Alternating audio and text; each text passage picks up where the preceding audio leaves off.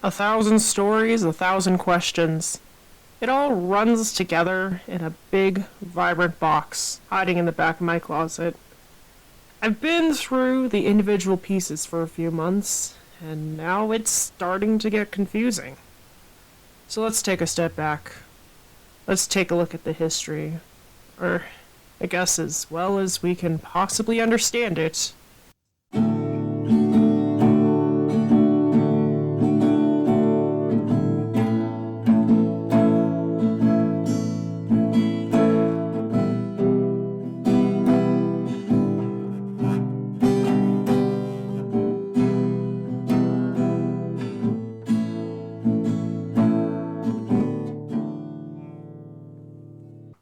Blaine's log. We're a few months into the big box of mystery sent to me by our dear sheriff, Olivia Hawthorne. In that time, I've managed to go through about half of it. Again, this is a very dense boy. I'm trying to make sense of it, but geez, this thing is a lot. Also, it's hard to keep a research project going when you're not 100% sure what you're really looking for. Like, is this supposed to be a historic thing, or is this helping with the missing people? I don't know. I tried talking to the sheriff about it the other day, but she's busy. Like she's been most days. It's a mess at the office for Liv, especially with the fog rolling in. She has her hands full, but, I wish she would have just, told me what's going on, or give me a little direction. Oh well. For now, I just keep digging and hoping for the best. It's frustrating, though. There's so much here, and I'm not even sure how much of this is, useful. Take this. It's an old program for a gala held in 1933, or this old Christmas card from 1947, or yet another article from the 50s about the mayor's marital status, or anything. What is the point of any of this? Ugh! Sorry about that. I'm just, frustration is everywhere around here.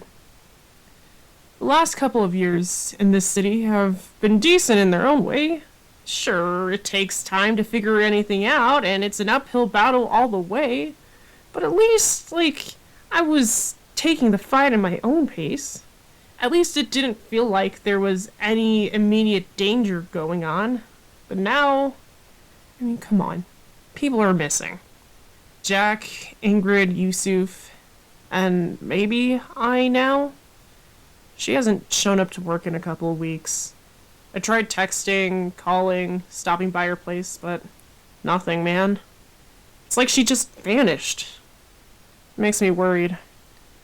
Both for my friends and for what this means. Look, not saying I'm directly responsible, but at the same time, how many people are going to disappear before I crack anything on this case? How many people are going to have to suffer because I can't figure it out? And I just don't know how the personal life of Celine Judas connects to anything going on. The fog's fading, sure, but there's giant thorns and roses growing around the city in the chaotic patterns, and people are getting hurt. People are scared. I know this isn't my fault. I'm not the one out there kidnapping people, or causing thorns to pop up, or lighting buildings on fire, or whatever. But still, I feel so helpless to do anything right now. People are missing. I feel like I should be able to do something. Instead, I'm here, sorting through Celine's old junk and sappy poems she left behind. Speaking of which, you want to hear one of those poems? It's a pretty good one. My words spread like fire on weeds, spreads around like a cursed old disease. And though I try to fix the pain, the ashes all still fall in vain. Now listen close to this version of my tale. Hear my weakness as my story will unveil. There was pain before I began my fall. Sometimes I can't help myself at all. Are we allies or enemies? This will be the death of me. Patch the cracks with the smile on your face. I never knew the pain in your embrace, but the laughter hid the cries of your heart, and that's where my downfall did start. Now I'm feeling all the doubts while you were scrambling for some way out, screaming, crying, wanting more. All is fair in love and war. Are we allies or enemies? This will be the death of me. Celine wrote this one. You can tell. The handwriting matches a lot of her personal notes and memos.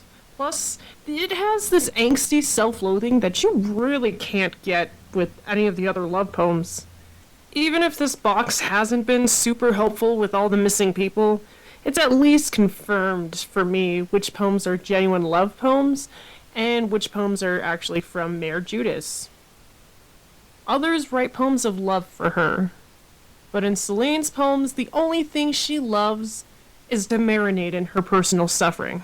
You know, not that I'm one to judge. I mean, self-loathing is a specialty of mine, especially these days with everything going on. Marina's acting weird. Still acting weird.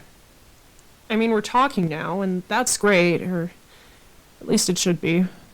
I don't know. There's this weird tension just underneath the surface. It's like she's waiting for something to happen, but I don't know if that something is going to be an apology or a fight. Talking to her is just really hard. Trying to get a feel of what to do is hard. And honestly, I hate to say it, but whatever side project she's working on is just making things harder. The other night, I was going to the kitchen to get some 3 a.m. strawberry milk because I have really bad anxiety and sleep problems. And well, Marina was there, sitting by the window. She had the radio on, but no station. Just static. I stumbled right past, but she didn't seem to register my presence. She was just focused on the window, the city. Tried to ignore it, made my drink, and headed back to my room. And that's when she spoke.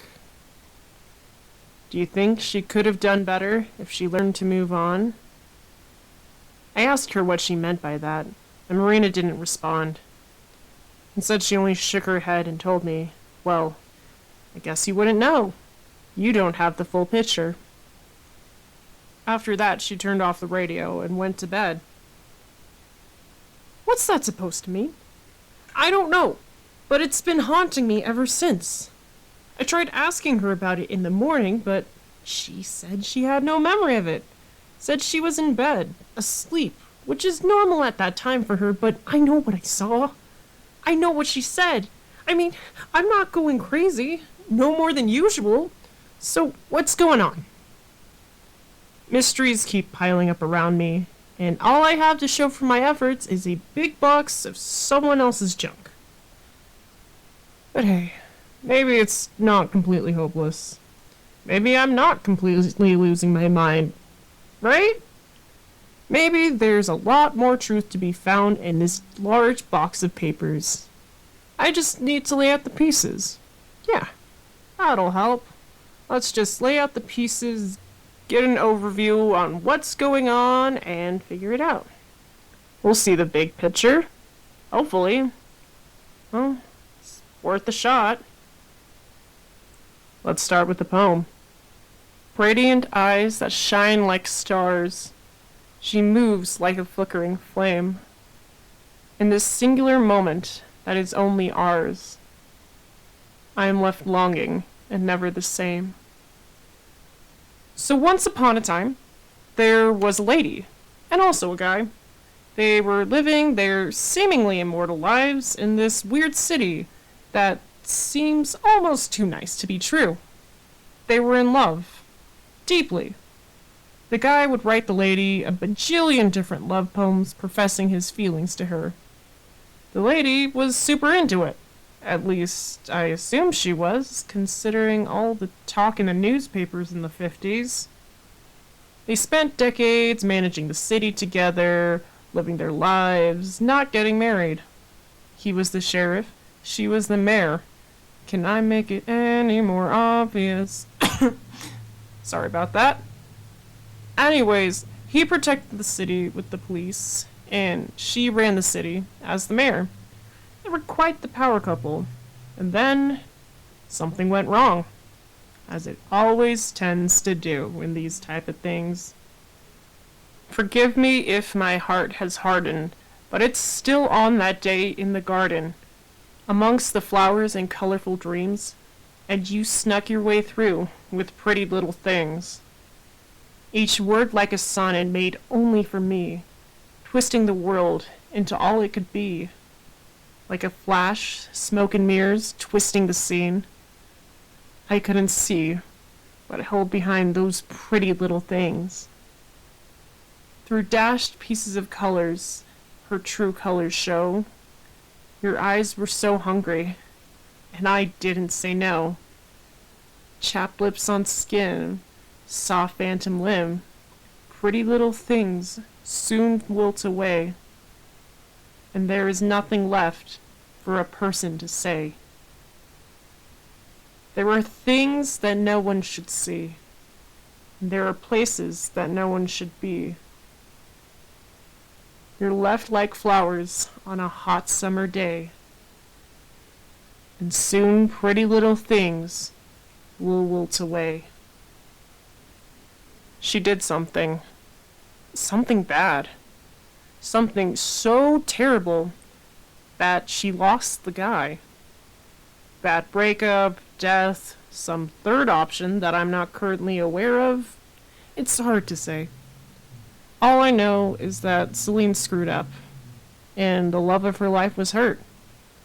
She messed up, and he was gone for good.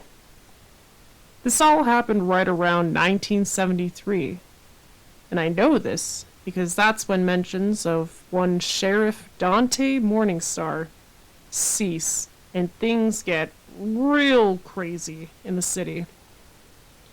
Gather round, children. This was the scattered period. Buildings collapsed, the beach was hit with a thick tsunami, and the city was ripped up and scattered by a bunch of thick, thorny rose vines. There were a lot of casualties during this time. It was so bad that new massive sections of the city had to be built in more stable areas. This is the point when what used to be the center of town became Old Town, and everything else was shaken up. During this time, our favorite mayor struggled while she tried to get the city under control. All of her memos and notes from this time are strong with grief and self-loathing. The loss of her love devastated Our Lady Mayor for the next couple of decades. She threw herself into her work until there was nothing left to do. Then she would come home and sulk in the darkness that offers no comfort. It's very emo. Very, very classic emo right here. We stand, but at the same time, rough. It's a dark place to be.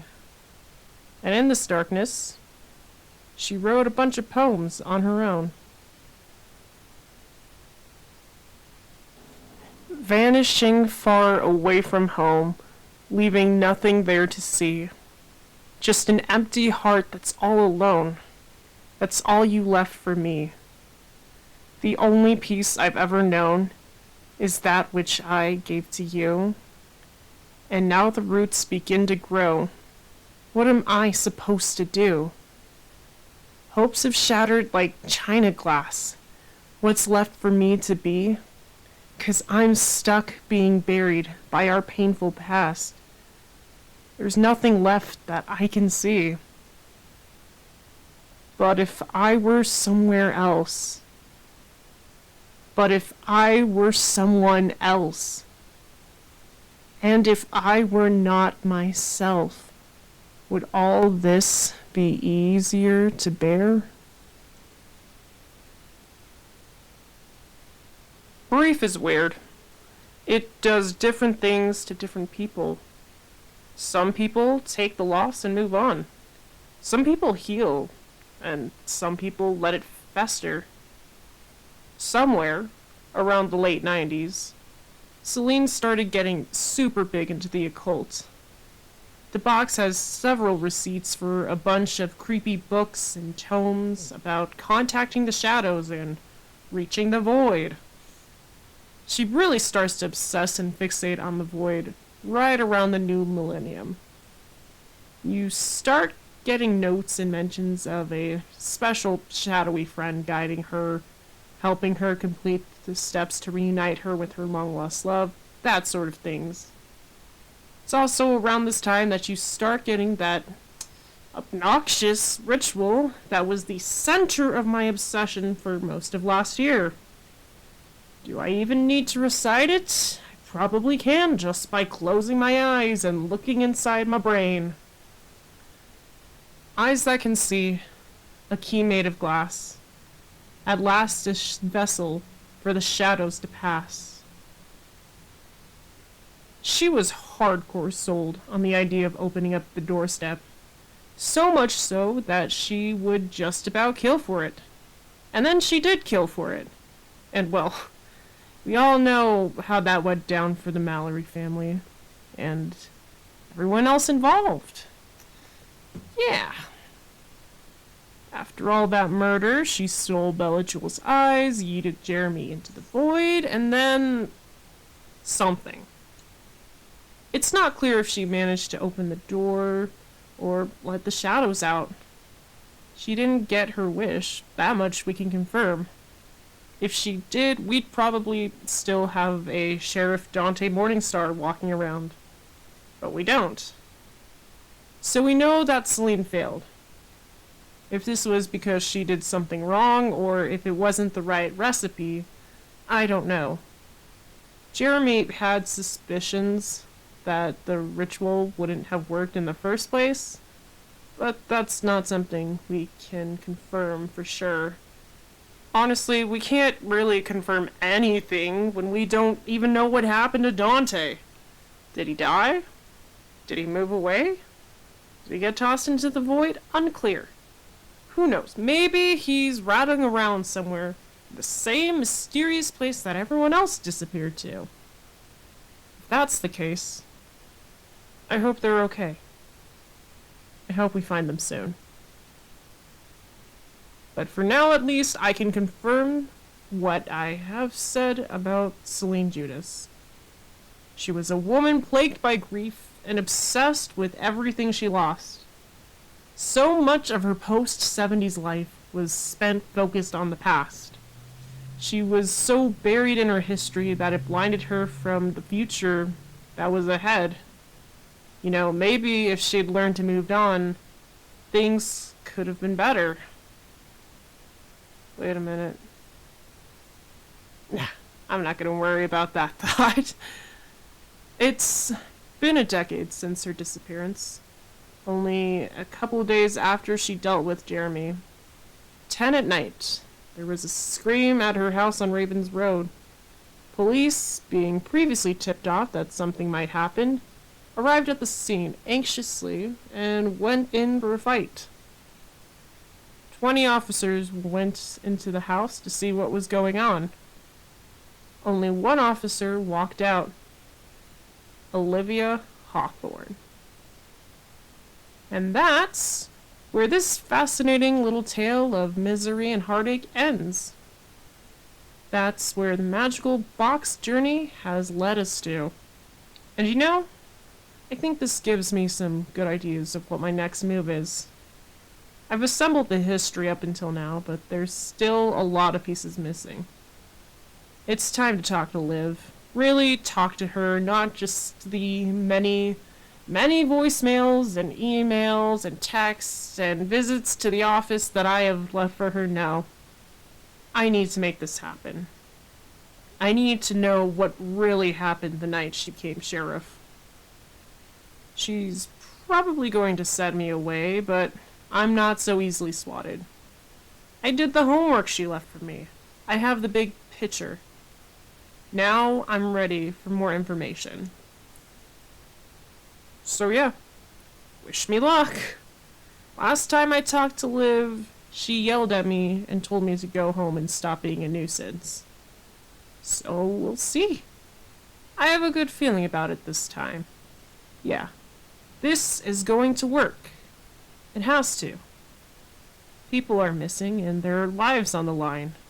So if it doesn't work, we're not going to think about that. We are going to be positive and we're going to move forward. Awesome. I should probably go to bed. It's almost 5 a.m. and I have early morning yoga with Issa at 7. He's trying this new fitness thing for mental health reasons, and I promised to do it with him. So I should probably go to bed. Yeah. We're drowning in mysteries, but hey, at least the pieces are getting untangled. Maybe one of these days, it'll all make sense. We can only hope, right? Anyways, this is Blaine signing out. Good night.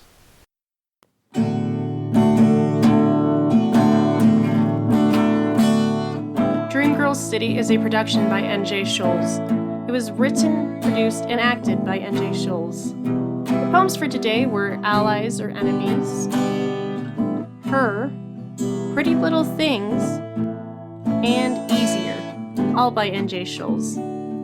Have a question? Have a comment? Have a poem you'd like us to read?